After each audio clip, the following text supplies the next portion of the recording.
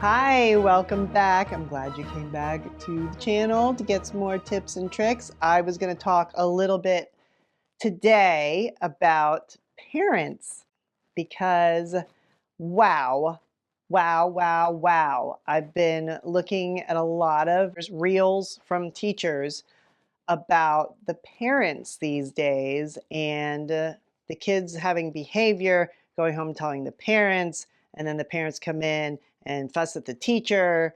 And I mean, I've had that happen to me in the past, but I mean, not to the extent, or maybe social media is being dramatic. I don't know. Let me know because I'm watching these things to see how I can help you. So, my situation, the biggest situation I ever got in, there was a misunderstanding. And let me share my story with you, and hopefully, it'll help you. So, there was a little girl who was very hyper, and she was just flitting all about the place, just like a little fairy princess. And she was very sweet. So, it wasn't like in that way I had a problem. But during lunchtime and eating, I mean, there were rules about kids and preschools, especially like eating and moving around the table, right? They need to be sitting because they can be like and choke. You don't want that to happen. So I was having trouble getting her to stay in her seat. Anyway, so I came up with a heavy piece of fabric that I would gently wrap around the chair and fold over her lap. That gave her like a sense of comfort and safety, and she loved it. She loved it, and that actually made her sit.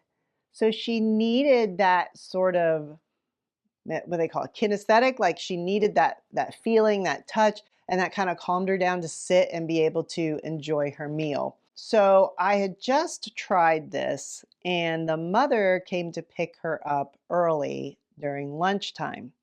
So the mom comes in, and the daughter leaps out of her seat, and the cloth goes to the floor, and she runs to give her mother a hug.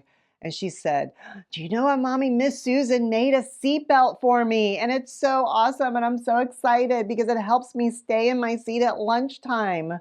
And her mom was like, "Oh, really? Oh, okay. Hmm." So she leaves, getting close to the end of the day. And my director pulls me into the office and says, "We have, let's just call her Sally. Sally's father is on the line and says that you tied a child to a chair." What? Excuse me? So I go in, and the director has the father on speakerphone. And so he said, "Yes, so my wife came in today and said that you had to tie Sally to a chair and that she was tied down. This is inexcusable."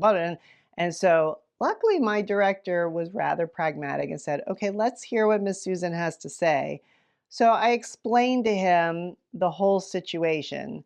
And he was like, "Okay, well, that's not at all what I heard." And okay, all right. Well, thank you for that information, and I will speak to my wife about it. Well, the mom dropped her off in the morning and was like, I'm just so sorry. I mean, can we just like forget like this had never happened?" I was like, "I mean, you did accuse me of tying up a child. So do you think I'm really gonna forget that?" All right. So I didn't blame the child, and I didn't treat her any differently. She was a doll and I loved her to pieces. But crap like that can happen. All I can say with the advice is to, first of all, take a deep breath and stay calm. Stay calm and confident. You have to know that you didn't do anything wrong. This is if you genuinely did not do anything wrong. But you have to stay calm and confident. And I'm hoping you have a good director or a principal who will listen and hear both sides of the story and back you up is amazing.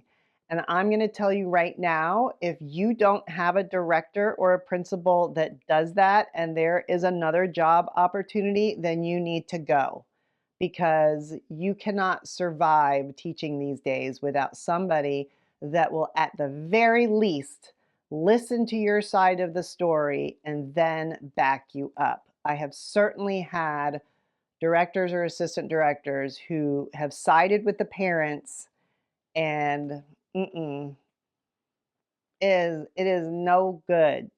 It is no good. Um, Not that the parents are always in the wrong, but there's always two sides to the story, just like my story here. You can see how it got completely blown out of proportion because what really happened, now that I'm older, I can see this.